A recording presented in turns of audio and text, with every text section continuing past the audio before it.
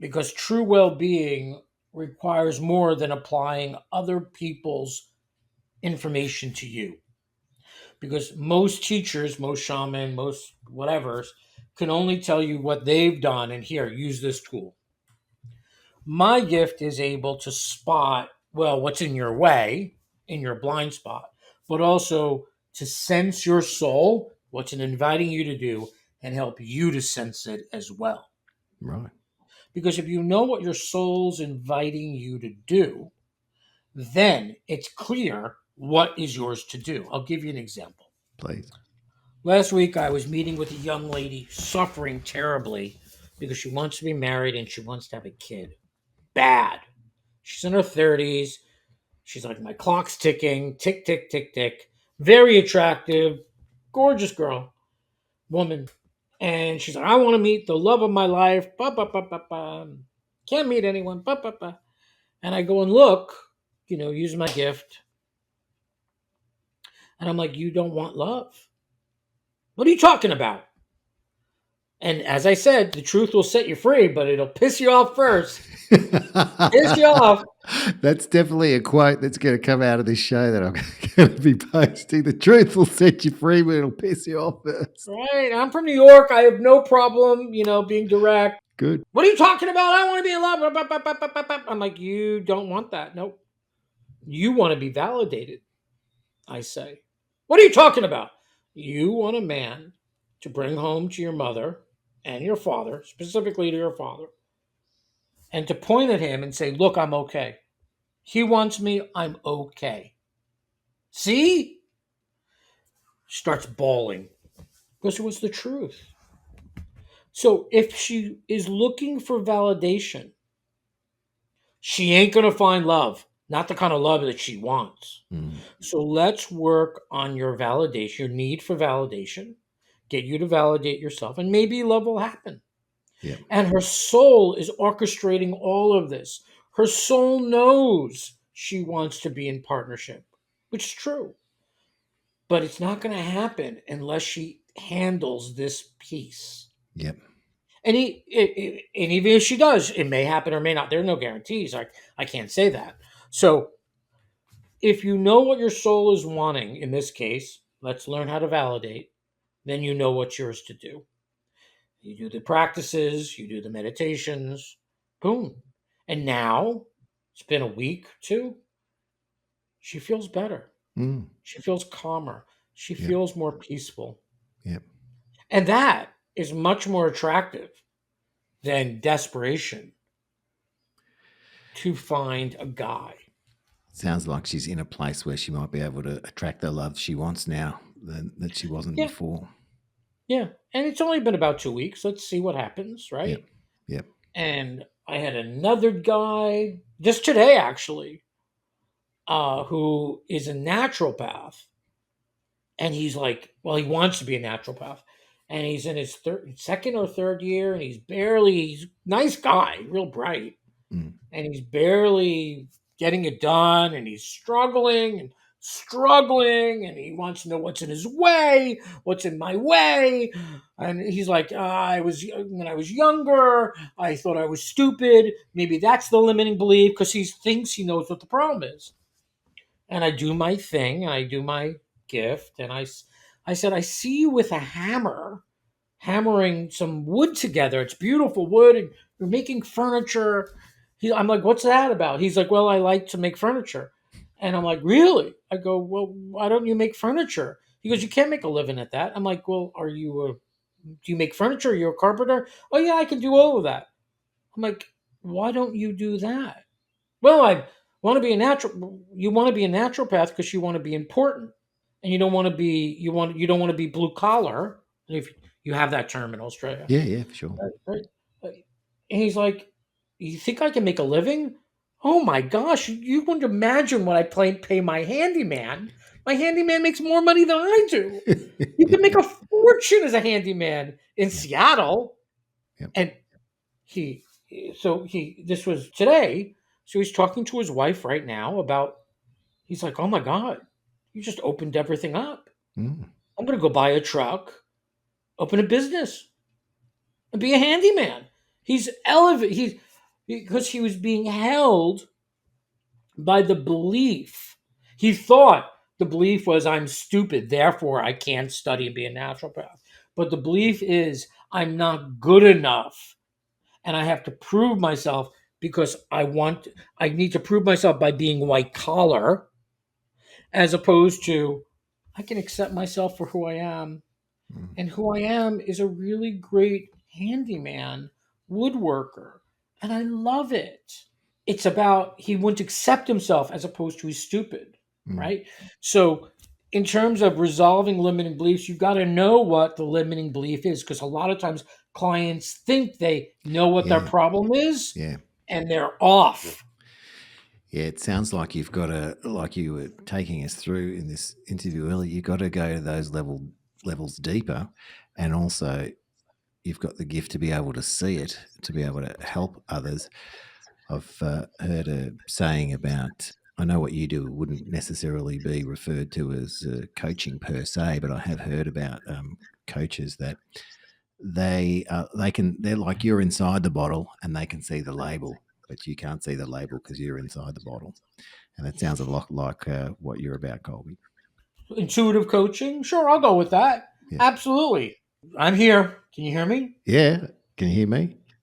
I can hear you, and your sound, your voice is like a melody. Well, I do have mindful app called Fluid Reality, which is mindfulness and meditation. So people can grab that app if they want to hear my voice exclusively on that app for a price of a cup of coffee a day. Oh, Links in the show notes. oh, nice.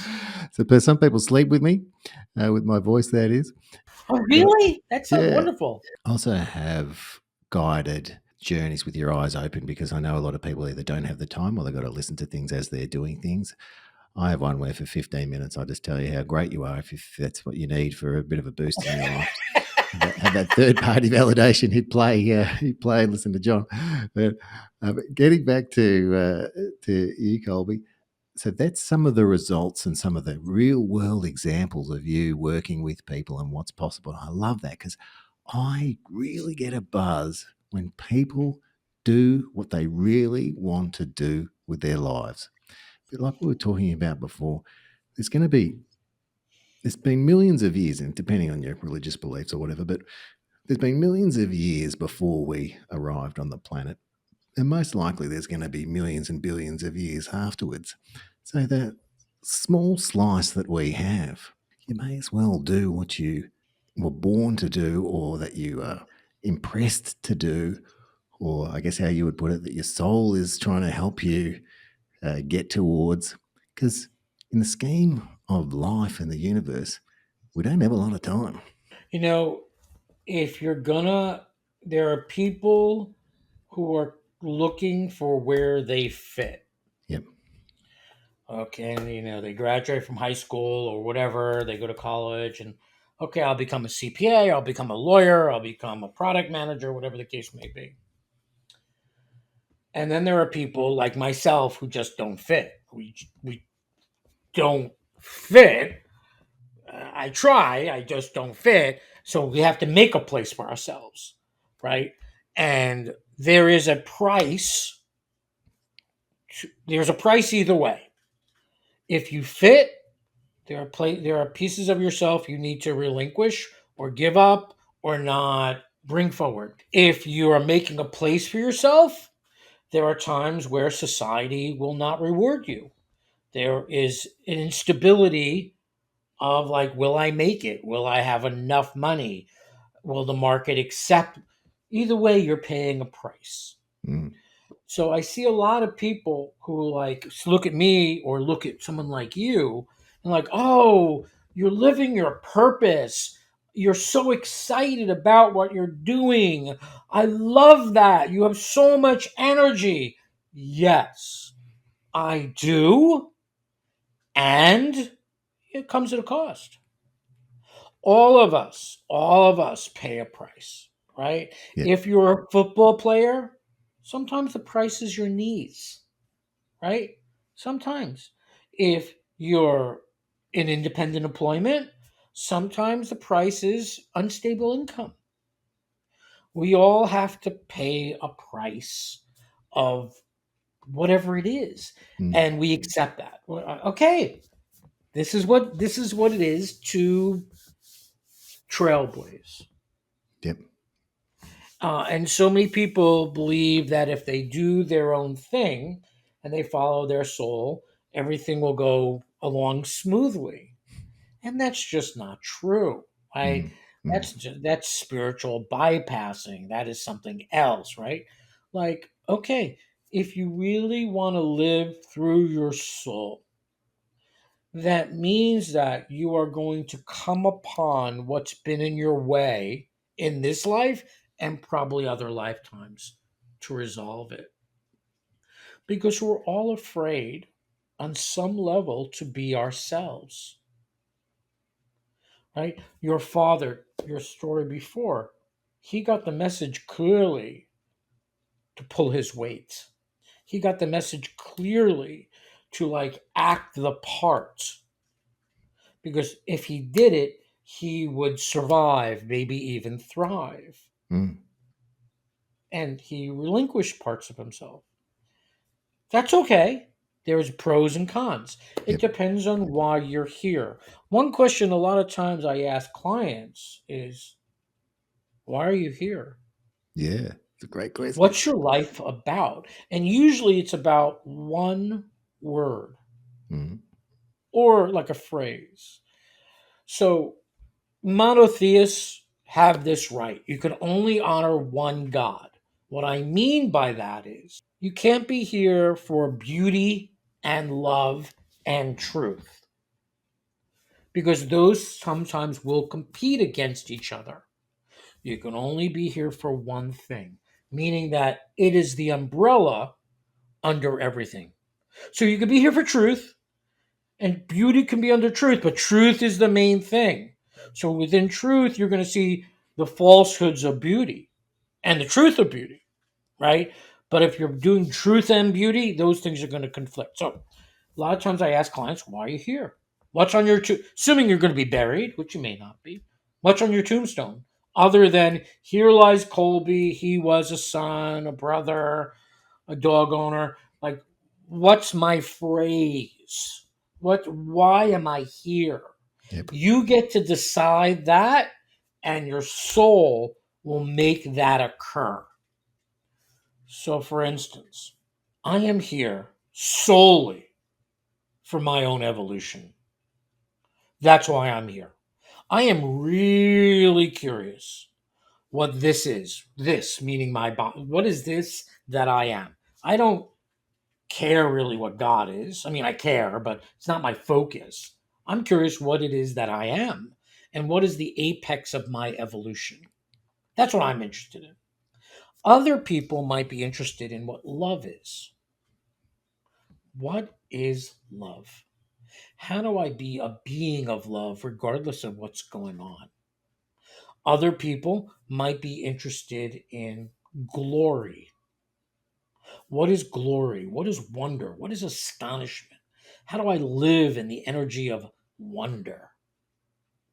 Wow, wouldn't that be great if I was always in wonder, or for the most part in wonder? Holy moly, that would be. We all, and then you decide that your soul takes its marching orders, and boom, you live that life. Hey, Right. John, why are you here? Well, yeah, that's a good question. I think I'm here to make a difference to as many people as I can. So that's a long way of saying it. Maybe we could refine that over time or whatnot. But yeah, I am here to make an impact. I find it very easy to be enthusiastic. And I find it easy to be Mm, enthusiastic about what people are up to, especially like we mentioned earlier, if they're following their dreams or doing something that they really love. It doesn't even necessarily have to be their vocation. You know, you might love, your hobby might be painting. And so if you're telling me about something you love to do, I'm enthusiastic about that with you and for you because you're doing mm, something with your life, in your life that you love doing. And when people do that as their vocation, that's almost another level for me because I know that then there's a whole bunch of shit on the line for you to be able to do that. You've got to have Mm. trust. You've got to have uh, skills. You're really putting yourself out there. So it's more of a respectful enthusiasm. It's like, oh, maximum respect, because you're doing what you love doing with your life. And while we said we give ourselves permission to swear, you're putting your balls on the line for it, or whatever else you're putting on the line for it. I love that. I think that's a lot clearer than I'm here to make a difference. Yeah, Because to me, like, if someone says that, it's about the other. yeah, And so you're only successful if you're outsourcing your power, right? gotcha. Which is a recipe for disaster. But when you say, "Look, I'm here for enthusiasm. I love being enthusiastic. Yeah, I love it. And yeah, when I'm enthusiastic, I spread enthusiasm yeah, and other people benefit. I love being around people who are enthusiastic. yeah. I'm here for enthusiasm." That's it, Colby. If that was the word, I'm glad we delved a bit deeper into that, and I expressed that a more than I did in the beginning, because that's me to a teen. Sometimes I think I should have been born in America, because Americans have a tendency to get enthusiastic. I love Australia in this country, but way more than Australians do. Like, if I was on Uh, stage and I go, okay, everyone, give me a yeah. In Australia, they go, yeah. In America, they go, yeah, man. Whatever. right, Really. right, right, It's right. just a different culture, a way of expressing ourselves. There's nothing wrong with that. But I must admit, when I do see American sports, American presenters, I love their enthusiasm. Right. There's a distrustful quality to the Australian culture in my experience, Mm. right? Like, yeah, but as Americans, we're like all for enthusiasm. Yeah, and then we market it, right? Like, and we commercialize it as America as we do, Yeah, yeah. right? But here lies John. He was enthusiastic and spread it everywhere he went. Like, that's a life well lived. Yeah, I, uh, I hear you, and I love it. Well, there's also ways, like when you're enthusiastic and when you're using your body. Let's say you're clapping and cheering, that helps your mind as well. I find that as well. So using your body in that way, and not even necessarily, cognizant of going, I'm going to use my body to be enthusiastic to help my mind. That doesn't enter my head. As I'm doing it, I'm thinking, oh wow, this is making me feel really good as well. So I don't like to hold back, because I love it so much. Right. Look, if we just focus on the mind, there's not much in your, there's a lot of theory that there's nothing in your head, right? You're just a radio receiver picking up other people's thoughts and thoughts from around the, wherever, right? But if you're working through your body, then you're picking up what your soul is like. Souls get enthusiastic. I think that's brilliant. Mm, It's yeah, great. thanks. And that's why a lot of my speeches and talks in the realm of motivation, because I'm so enthusiastic. But to tout yourself as a motivational speaker, it's really broad.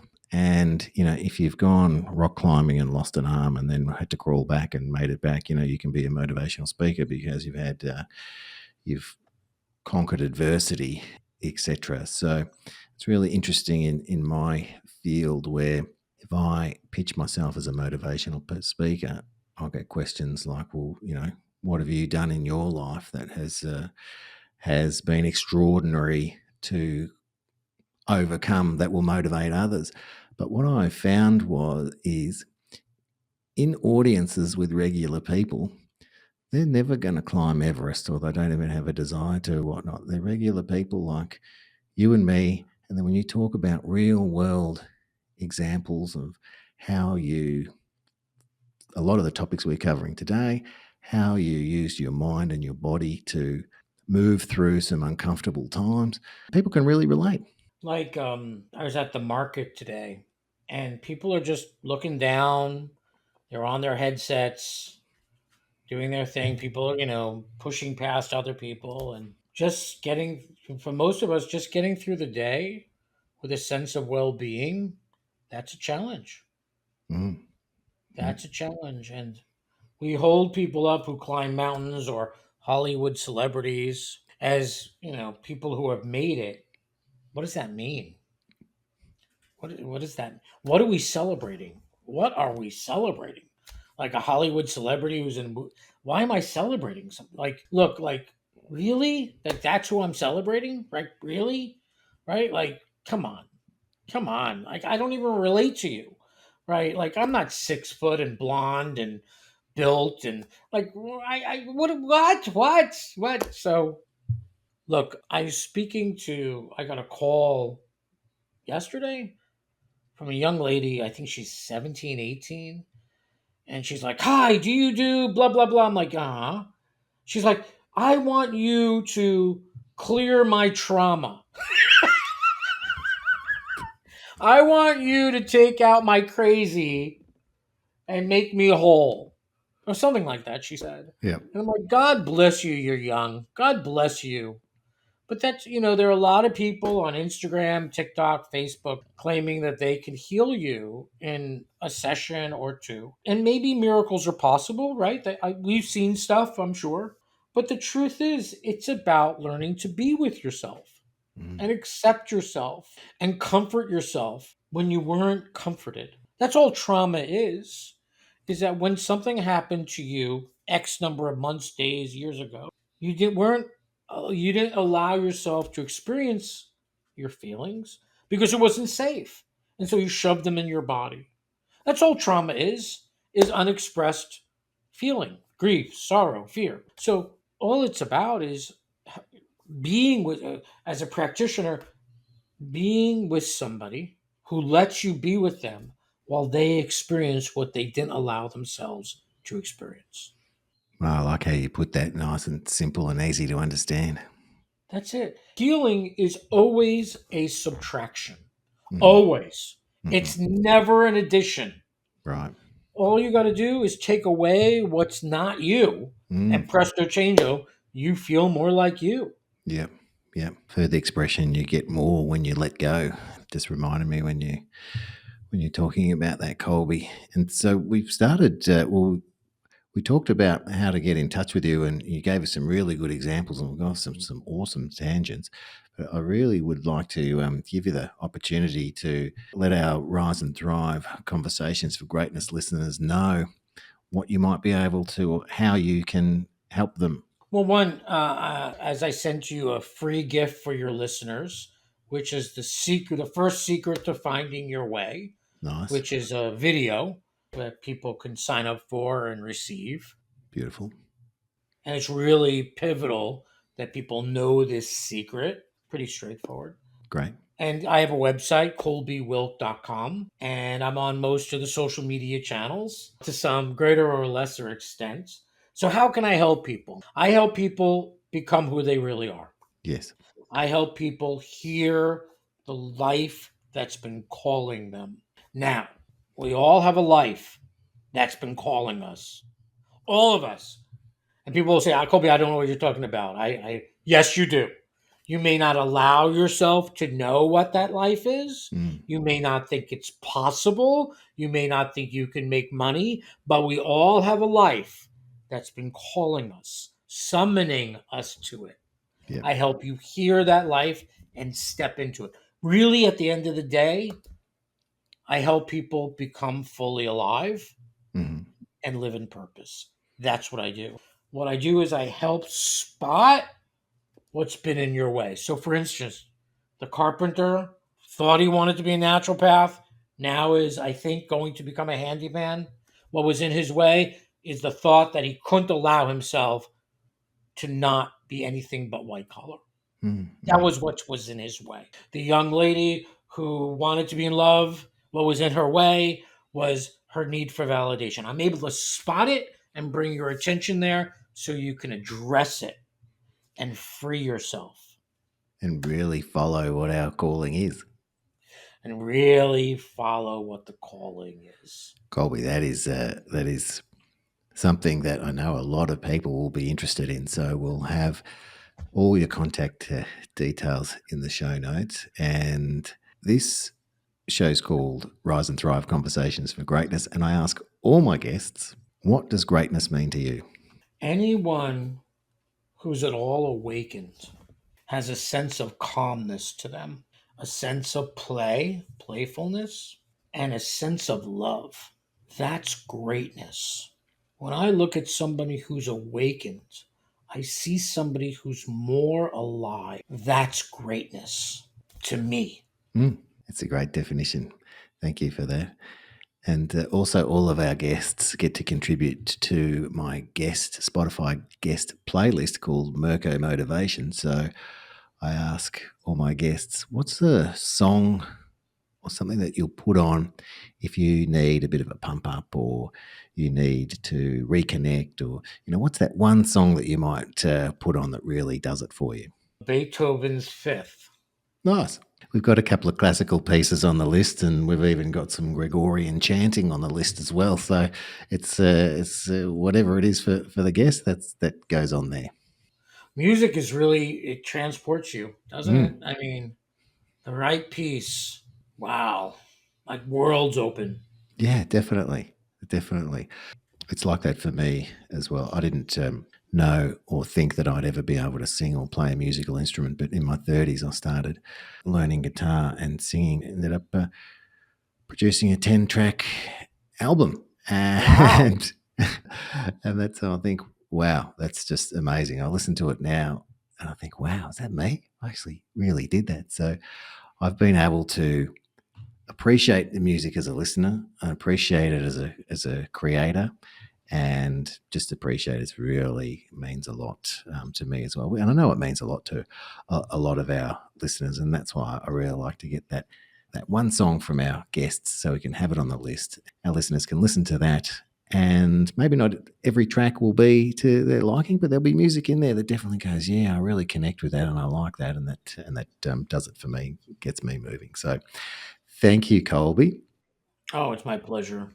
Is there anything I haven't asked you today that you wish that I had? I want to say, especially in my country, the United States, there's a lot of chaos, a lot of confusion, and a lot of fear. And that doesn't mean that we need to participate in any of that. Take a breath, everyone. It's going to be okay. Whatever happens, it'll be okay. And the more you rest in that it'll be okay, the more likely it'll be okay. That doesn't mean to stick your head in the sand. The more upset you get, the more you're contributing to the weirdness that's already out there. Breathe, everyone. It'll be okay. That's a great way to finish off and punctuate. What a fantastic conversation. The time's gone really quick. Colby, I'd love to have you back on the show because I think you've got great examples and a great message. Let's have you back in the future. And I just want to thank you for your time, for your energy, and for your wisdom. Thanks for being on the show, Colby. Thank you so much for having me on. I had a wonderful time. Thanks for joining us on Rise and Thrive Conversations for Greatness with John Merkus. Remember, you are loved, you are worthy, and you do matter. Embrace the journey of personal growth and motivation. Let's go out there and do something great. Follow or subscribe for more insights and inspiration every Tuesday. Until next time, stay awesome.